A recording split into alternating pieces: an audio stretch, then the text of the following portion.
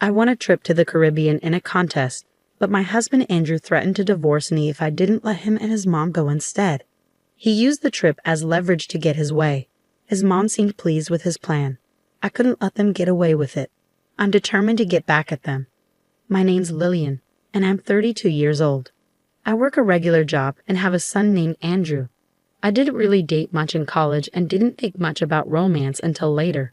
When I turned 30, my parents, worried about me, helped me find someone to marry. Andrew seemed like a good match. He cared a lot about his family, which was important to me too. We got married, and everyone was happy for us. It felt like a dream come true. About 6 months into our marriage, I got a bunch of calls from Andrew. He sounded really tired when I called him back.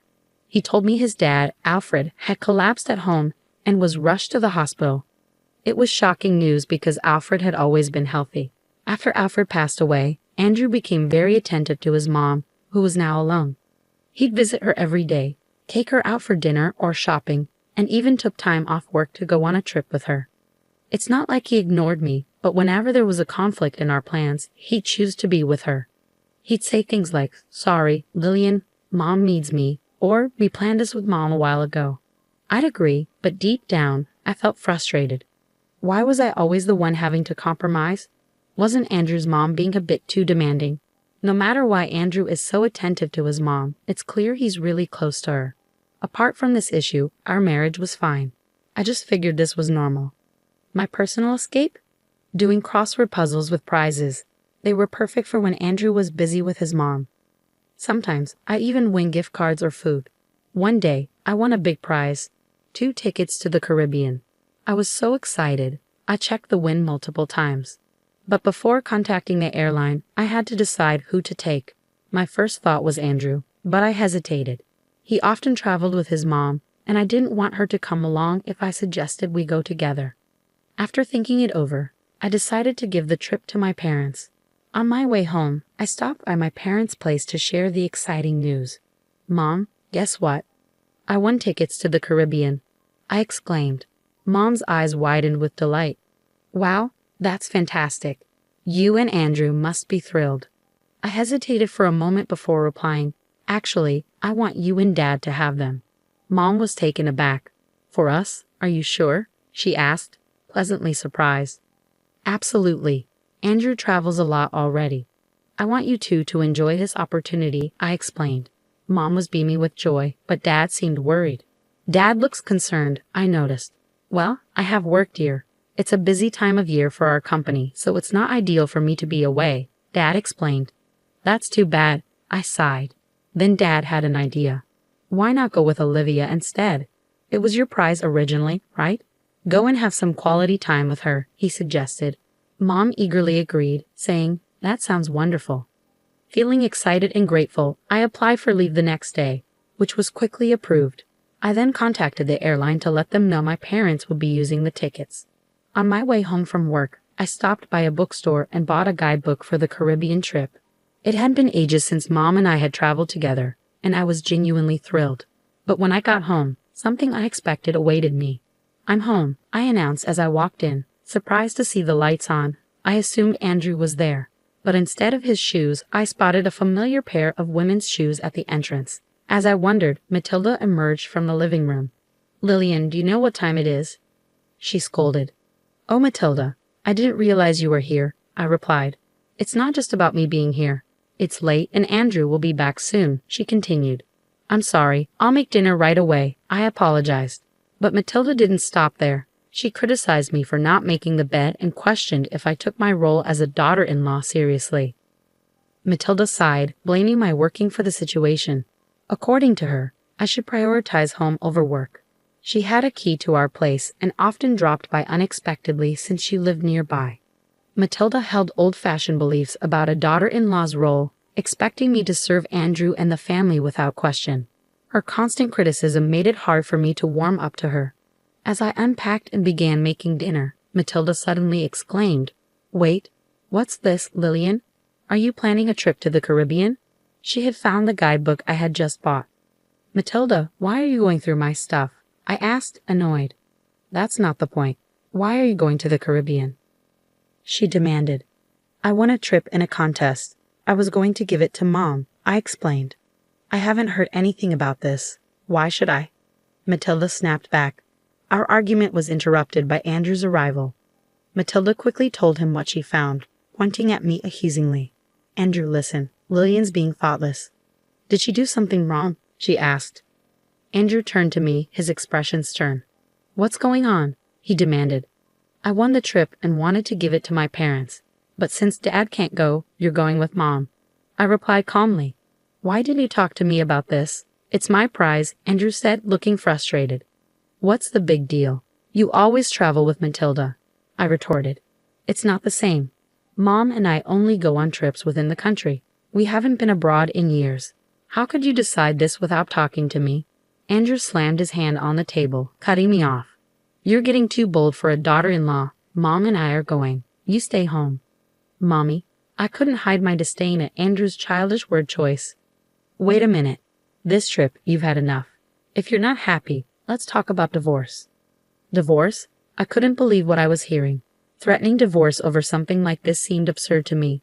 Fuming, I shot back. I won this trip fair and square. I've already decided to give it to my own mom. Can't you just pick up on the signals for once? Mom wants to go. When does it end with putting Matilda first? You never think about how I feel. I don't care how you feel. Like I said, this trip is for me and Mommy. Stay home and behave. Andrew insisted coldly. My affection for Andrew was quickly fading. It was clear I ranked lower than Matilda in his eyes. I couldn't keep dealing with their ridiculous dynamic, so I calmly told Andrew, fine, do what you want and enjoy your trip. You should have listened in the first place. Do what you want, Andrew replied dismissively, a far cry from the caring Andrew I once knew. Meanwhile, Matilda looked smug and victorious. I decided to leave the house while they were away on their trip. I resolved to let Andrew and Matilda have their vacation this time. The next day, I called the airline to change the names on the tickets to Andrew and his mom. But the operator sounded worried as they told me, I'm sorry, but once the participants are confirmed, we can't change them. Is that so? I asked, feeling disappointed. Yes. Plus, this ticket requires the actual winner to be one of the travelers. So if it's your husband and mother-in-law, the ticket won't work, the operator explained. So, if I don't go, the ticket is useless, I clarified. Exactly. Please check the documents we sent you. They mentioned this condition, they advised. After reviewing the documents, I found out that only the winner could use the ticket, and it couldn't be transferred. I explained this to the operator and decided not to go on the trip without telling Andrew and Matilda. Instead, I made plans to let them travel at their own expense. That evening, when I got back from work, I casually brought up the Caribbean trip to Andrew. Hey, how about the trip? I started. Yeah? Did you talk to the airline? Are Mommy and I all set to go? Andrew asked eagerly. I did call them. Here are the winning documents and the tickets. I only need the tickets. I won't bother reading the documents, I replied. But there might be important details in there, especially since it's an international trip, Andrew suggested. I don't think I need to. Mommy and I have got it covered. We're efficient, unlike you, I retorted. Fine, whatever. I'll leave them here just in case, Andrew said, sounding annoyed. As I expected, Andrew didn't bother to read the documents. On the day of the trip, after making sure Andrew had left, I packed my bags and went to my parents' house. While unpacking, as I anticipated, I got a call from Andrew. As soon as I picked up, he started shouting. Hey, what's going on? They're saying the ticket can't be used, he exclaimed. That's right. If the winner doesn't go, the ticket is invalid, I explained calmly. What? Why didn't you tell me this earlier? Andrew demanded. I did tell you, remember? I mentioned it might be a good idea to read the instructions, I reminded him. You mean it was written in those documents he gave me? Andrew asked, sounding frustrated. Exactly. It's your fault for not reading. This is ridiculous. So how are we supposed to get to the Caribbean? Andrew asked, his tone getting more agitated. Well, the operator did mention that if the winner doesn't go, you'd have to pay the full price. I replied matter-of-factly. Clearly caught off guard by the situation, Andrew sounded frantic. I could hear Matilda's voice in the background, indicating they were both in distress. Andrew, what did Lillian say? Matilda demanded. Mommy, if Lillian doesn't have to pay for the trip. Andrew started to explain before handing the phone to Matilda. Let me talk to her. I can't deal with this anymore, she demanded. I decided to let them sort it out themselves and hung up silently. It didn't take long before Andrew called back. Hello, I answered, expecting more drama. What is it now? I'm busy, I said coldly. It's not. What is it? Andrew sounded flustered. I tried to buy the tickets, but the credit card isn't working, he explained. Huh? I don't know anything about your card, I replied, puzzled. It's not mine. It's your card, Andrew clarified. Oh, so you're saying you used my card without my permission? I accused. I just need to fix it now. When I checked my wallet this morning, my card was missing. I had a hunch and immediately froze it. I knew you stole it, Andrew retorted. Are you kidding me? I was planning to shop with that card abroad. Always messing things up, you jerk. I fired back. You freaking witch. Andrew snapped. He showed no remorse for taking the trip or for using my card without permission. This guy always put himself first. Fed up with his behavior, I coldly told him off. A jerk? Who were you calling that after mocking others all the time? You should just go to hell, I exclaimed. What? Who are you talking to like that? Andrew asked, sounding offended. Who do you think? Calling out for mommy is honestly creepy. If you love mommy so much, why don't you two just stay together?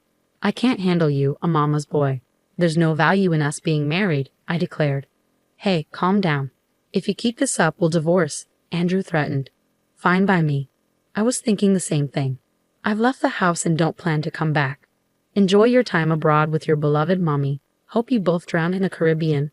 I shot back before hanging up, feeling both angry and relieved. Furious, I ended the calls and blocked Andrew and his mother. Then, I went to a law firm my dad suggested and started the process of ending my marriage. When I looked at our savings to divide our assets, I saw that our joint account was empty. Andrew had taken out money multiple times, all around the time he went on a trip with his mom. It was clear he used the money for their travels. And he also used my credit card without asking. I demanded a big payment from him. As a result, he ended up owing money and was being chased by creditors. His mom, who used to get whatever she wanted, now had a strained relationship with Andrew, arguing with him every time they saw each other. It's funny how things turned out considering how spoiled he used to be. Meanwhile, I decided to stay with my parents for a while. I've caused them worry, so I want to make it up to them by living with them and taking care of them. Honestly, I'm done with marriage. What's really important is having a loving family. Going through this divorce made me realize that all over again.